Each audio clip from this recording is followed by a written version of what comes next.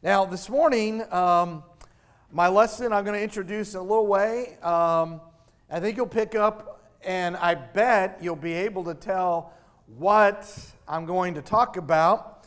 I think the odds are really good that you'll figure it out, and if not, you can always double down. So today, we're going to talk about the subject of gambling. A little different, not what you might come to expect in a lot of sermons, but this is one of those situations or subjects that is a little more difficult to deal with. We dealt with a lot of these subjects last year. This is not one of them that we dealt with, so I thought, just to kind of keep things balanced, that we would talk about this. And it is a more difficult subject because sometimes Christians, especially those that might come from the world, might really ask this question: Is it wrong? Is it really wrong? And what's wrong with it? And what I really want to get across to you is maybe to help you through this lesson how you could address this, how you could teach other people from the Bible about this subject of gambling and answering this question: should Christians be involved in gambling? Is this something that obviously is in our world, it's all around us? Is this something that we can partake of? I do want to let you know I'm not doing this lesson because I have learned that there's a problem with gambling in the congregation.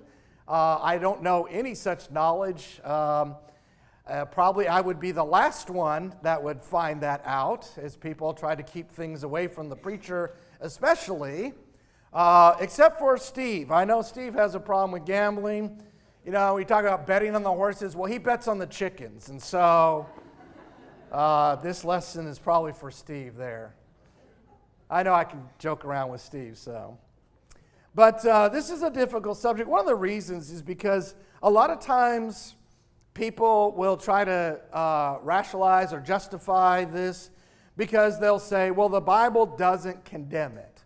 And that's one of those things that make it a little more difficult, because not only does the Bible not directly talk about this or condemn it, it doesn't really talk about gambling at all. It just doesn't address it in a direct fashion, as if it wasn't even a matter. And so gambling comes, as I say it, as I look at it, along with such things as we talked about last year, talk about dancing or smoking or social drinking or drugs or computer fraud. And it's one of those things, because it doesn't speak directly about it. Well, some people look at that as being permissive. It doesn't say we can't do it, so therefore we can. And if you've studied the Bible or been in the church any amount of time, you know that's not usually the case. That God's silence or the Bible's silence on a subject does not usually mean, oh, you can do it. It's permittable. In fact, most of the time, it's the opposite. It is telling us that this is against God's will. This is something we're not supposed to add to or add into our life or be practicing. And we live with that in our lives. We have that same process of silence, and we understand it. For example, if you were to, you get hungry at night and you're like, well, I want a quick bite to eat. I'm going to go through the drive-thru, right? And you go through the drive-thru and you get to that speaker where you're going to order. And it's kind of funny, because I was just a little funny side here as I was thinking about this illustration. I was thinking about how technology has improved this speaker system. I can't remember the last time I couldn't understand the person back and forth, right? But I remember the time where you used to go to the drive-through speaker, and they would be crystal clear. You could hear them until it was something you needed to really hear, right? I mean, you would be ordering, all right, I want, so forth, and they'd be like, okay, let me read this back to you. You want a and a now, would you like with that? And you're like, I don't know. No, that's okay. Okay, your total will be and a $400. And you're like, what? But now it's much better. But talk about going through the drive-thru. How do you order? You say, I want a bacon cheeseburger, onion rings, and a chocolate shake, right? And then when you get up the window, you don't have a bunch of other stuff that they're charging you for, right? You don't go and say, okay, I don't want a salad, I don't want a Sprite, I don't want fries, I don't want you don't have to tell them everything you don't want. We understand that. We're going to tell you what we want, and that's what we expect to get and be charged for. And if there's something else on that ticket we get charged for, we're going to say something, right? We're going to have that fixed. We're going to have that taken off. But sometimes in the Bible, when it comes to these subjects, people just blanketly, it doesn't condemn it, and so it's permitted. It is justified. You can do it. And that's not a good argument for what we just talked about, but it's not a good argument as well because people that use that argument are very inconsistent. They use it when it works for them, but other parts they don't.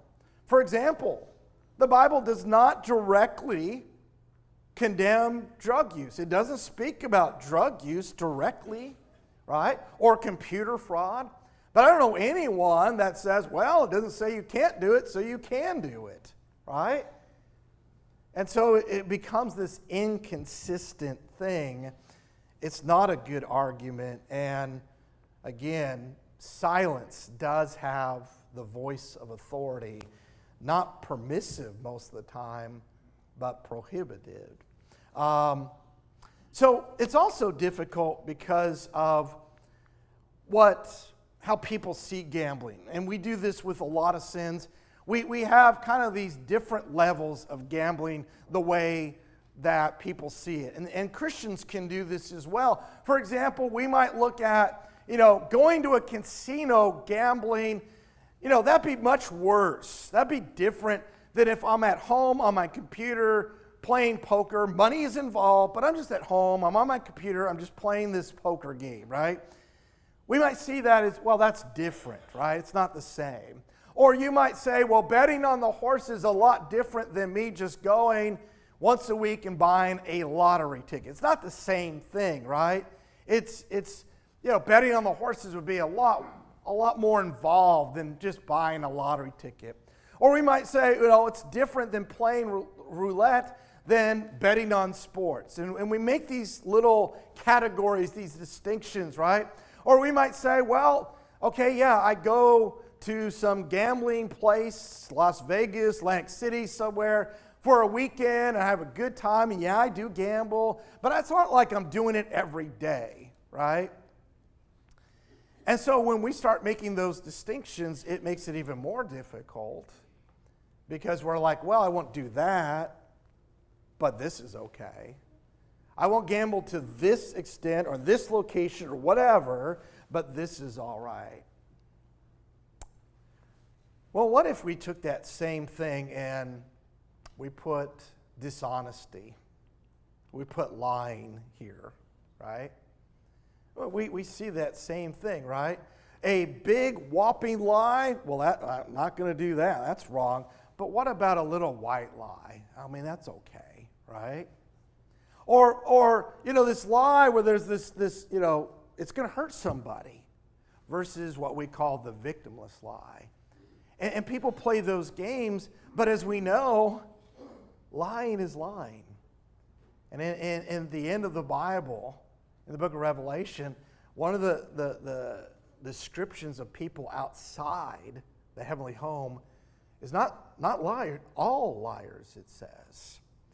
So again, we need to be careful about playing this little, that we're not going to do that, but this form of gambling is okay. So Let me reiterate, the Bible doesn't specifically address gambling.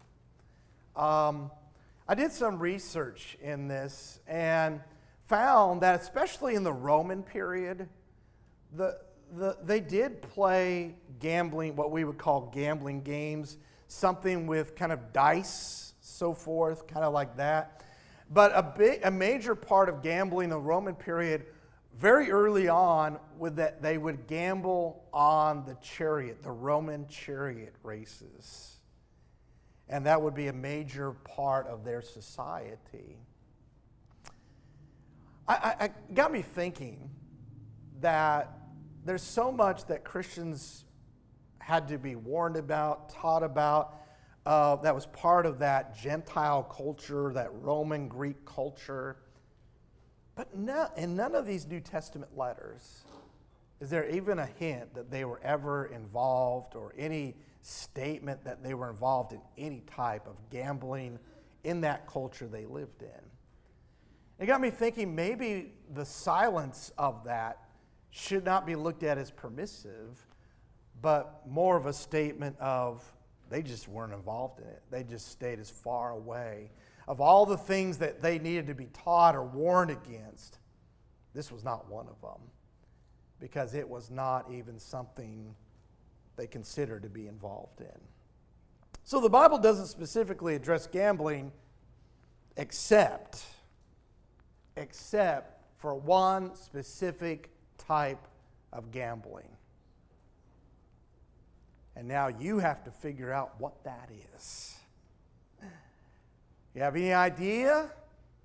Well, we're going to come back to that. We're going to come back and talk about the one specific type of gambling the Bible does address. And in fact, as we see, this is probably one of the most popular. Most people are involved in this type of gambling. And the Bible does talk about it.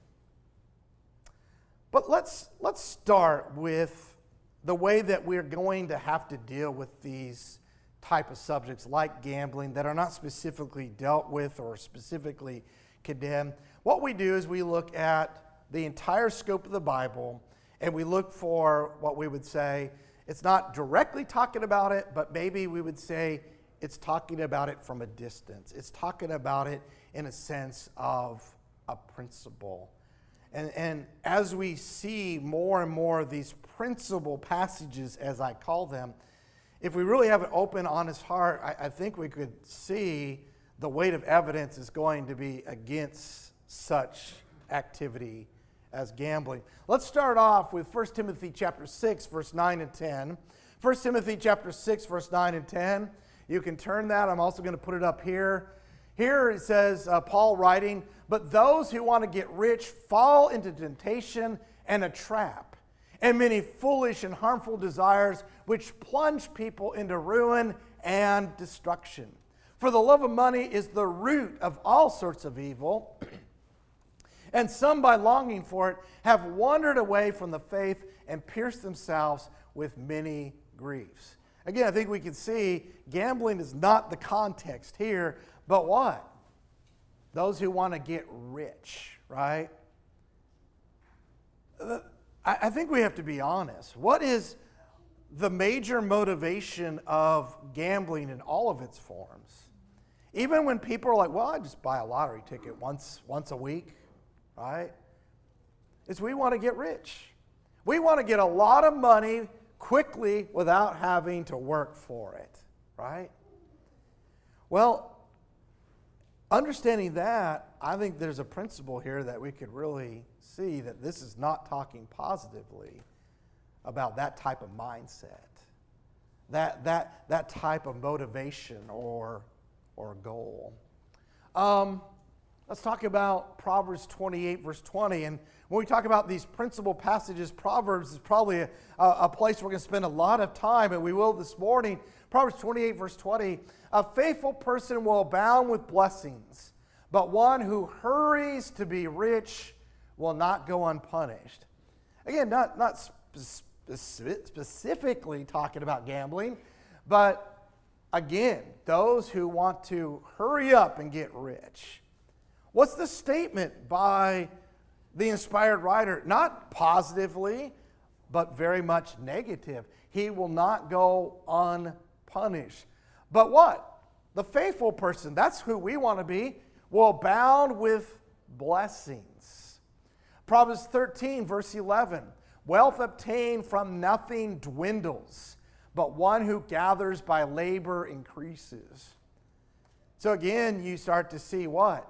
Here's a statement about wealth obtained from nothing, right? No work. You didn't have to do any labor for it. And the contrast to that is what? The one who gathers by labor increases. That's a very big principle throughout the Bible. From the very beginning, one of the very first things, when God put Adam in the garden, what did he do? He gave him a job. He gave him work to do, right? And that's always been the case. There's a principle of that there's something good about working for what you gain and labor for it. Proverbs 15, verse 27. He who profits illicitly troubles his own house, but he who hates bribes will live. Again, not specifically addressing, but it's talking about a person that what? Like a bribe. You don't work for it, but you expect someone to pay you something for something you should do anyways, right? When Tamara and I first moved to Romania, bribing was just the expectation. It was part of culture, and it made life really difficult because we're not going to participate in that. But that was the expectation back then. And so again, it's not talking specifically about gambling, but the idea of wanting to gain without any labor, without anything, just kind of what you don't deserve, what you should already be doing. All right, let's go back to 1 Timothy chapter 6, verse 17 through 19. Instruct those who are rich in this present world not to be conceited or to set their hope on the uncertainty of riches, but on God, who richly supplies us with all things to enjoy. Instruct them to do good, to be rich in good works, to be generous, ready to share, storing up for themselves the treasure of a good foundation for the future, so that they may take hold of that which is truly life. Now, when I read that, and I put gambling in there, I can't justify it. That's a passage to me that says I'm supposed to be focused on something else. My focus is on God. My focus is setting up that spiritual treasure and not one here on earth. And so again, as you start to add these principles up, it doesn't make a very good statement about the gambling we find in our world. Let's go to Jesus, Luke chapter 12, verse 15, Jesus. But he said to them, beware and be on your guard against every form of greed, for not even when one is affluent does his life consist of his possessions. It doesn't and it shouldn't. I want to focus here on that word greed, right? I think we all agree that a lot of gambling involves greed. I'm just going to be honest with you. Before I became a Christian, I did a little bit of gambling. I didn't see the enjoyment of it. But I did a couple bowling leagues back in California, and at the very end, you travel to some like Laughlin or Vegas or somewhere where there's a casino that has a bowling alley, and you have this one big tournament, and then you spend the rest of the weekend gambling. So I like the slot machines, and so I one day, and I didn't really know what I was doing. I just went up to a slot machine, and no one was there, and I started putting money in it. And all of a sudden, this lady, about 4 machines down, starts yelling at me. And I'm like, "You're supposed to know you're playing." What she's doing, she's playing these 4 machines, she's putting money here, boom, boom, boom, boom. She's going to beat the system. She's going to beat the house. It's all algorithms, and she's going to figure this out. And instead of just playing 1, she's going to play 4. And she just starts yelling at me. I found there's a lot of people, not everybody, but a lot of people like that, just miserable, trying to get rich quick. And that's another part of gambling, even, I think, just buying that little lottery ticket.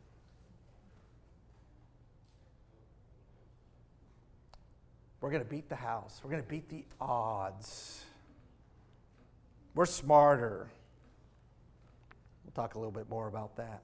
So there's a lot of principle passages. We just add and add and add, and maybe that's where we would stop here. But I'm going to go a step further because I do want to address some of these arguments that are made to justify gambling. One of them is this. Well, gambling is just another form of entertainment, right?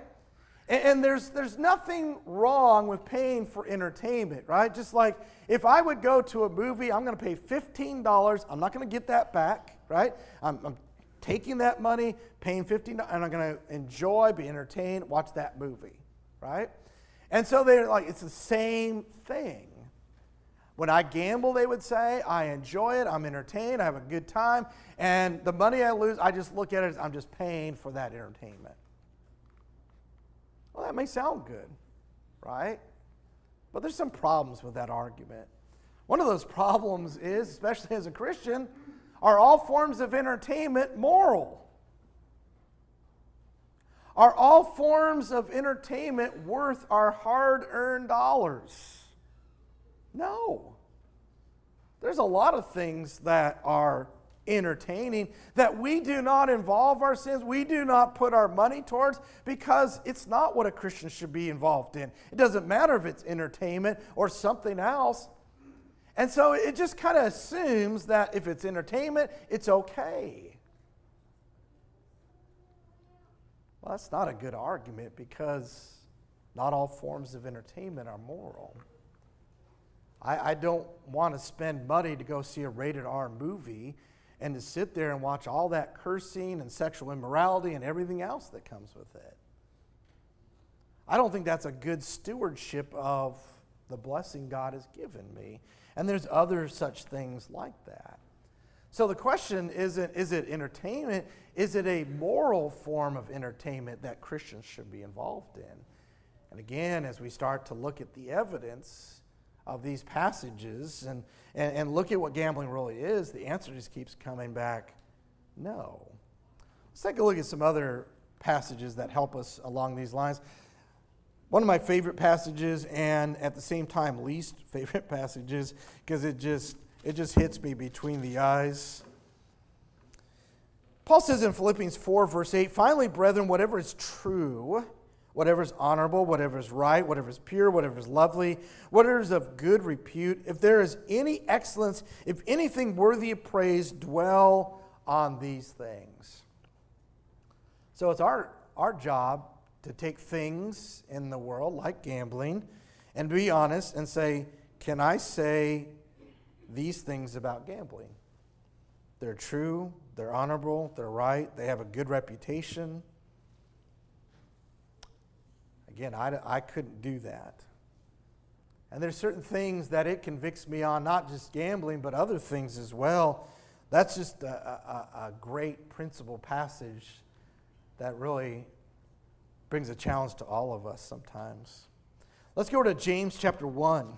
James chapter 1 and in verse 14. James chapter 1, and we're going to look at verse 14 and 15.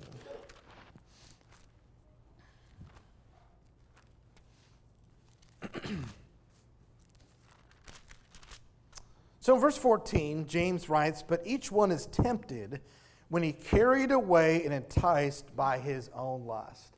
So is there lust in gambling? I think there is. I think that lust, that desire, right, to win and to beat the house and to get rich and to get lucky and to get that money, right? So in a way, we can be enticed by that. And what happens, verse 15, when lust has conceived, it gives birth to sin, and when sin is accomplished, it brings forth death. And gambling has destroyed so many people, so many lives. Let's take a look at Ephesians chapter 5, verse 13 as well. Ephesians chapter 5 and in verse 13.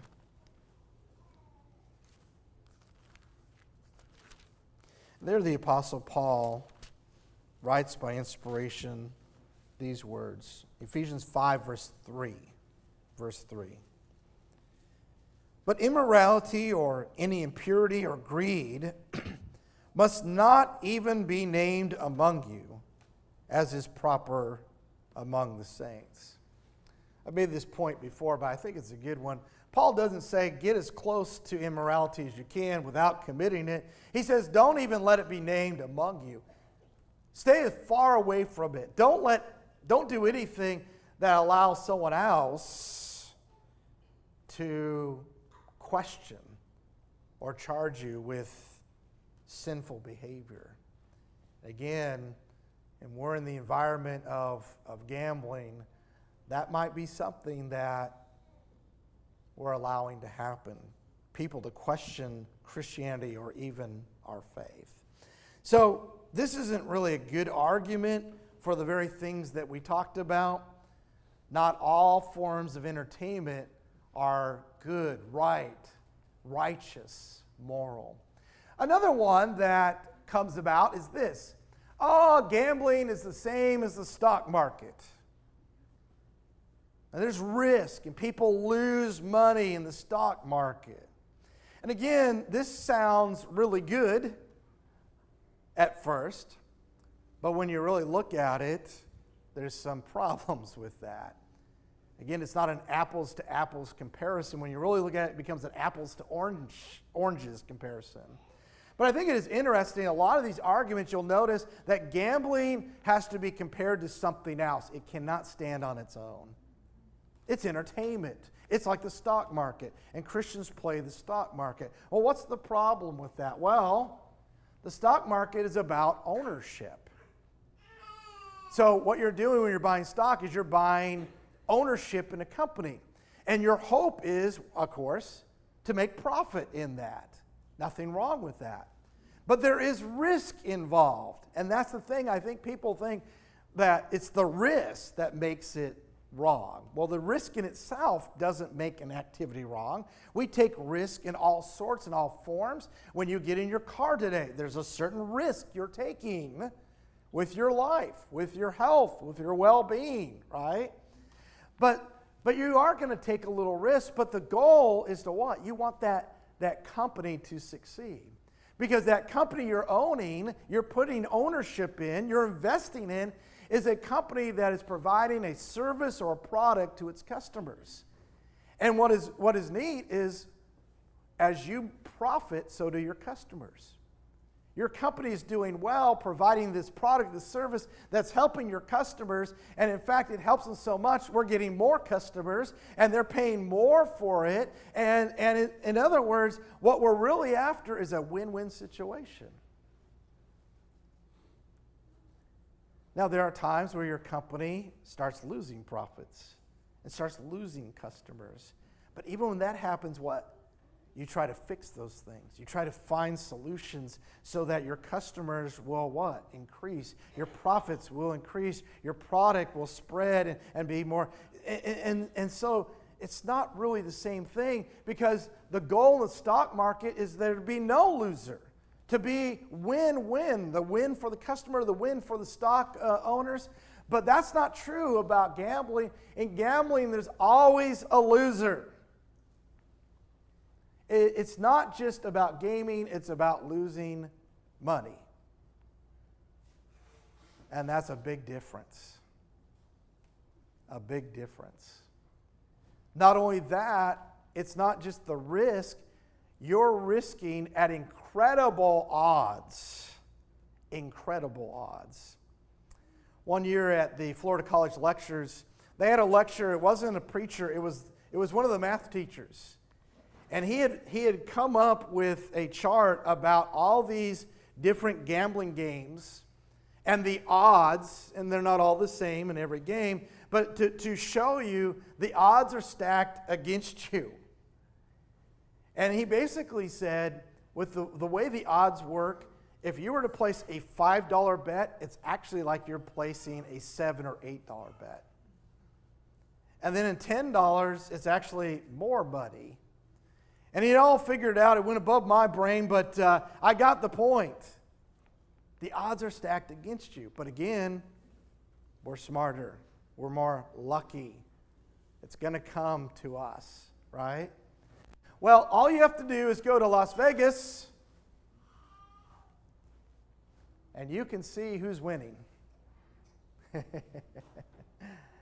You can see who's winning. And it's not the gamblers, right? I love when you see advertisements like this. Win 25% of the time. That sounds great. But what they don't tell you, that means you're losing 75% of the time. Right? But we're going to beat the system. We're going to beat the system. So I'm not going to take the time to read all this as we're running out of time, but we talked about there's a principle of labor.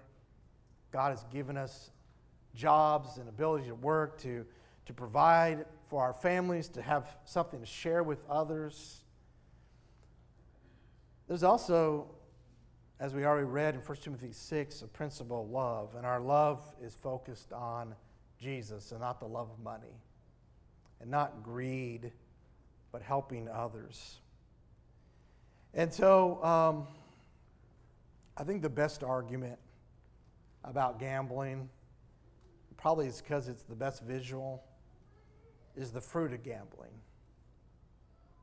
Jesus says in Matthew 7, verse 20, you'll know these false teachers by the fruits, right? Gambling can be addicting, and often is for people. Gambling often encourages other immoral activities. Drinking, drunkenness, covetousness, greed, organized crime and violence, sexual immorality. And I think as you add all this up, to me the bottom line is that it all equals that gambling is worldliness. And it's a part of our world that I hope we see we need to stay away from.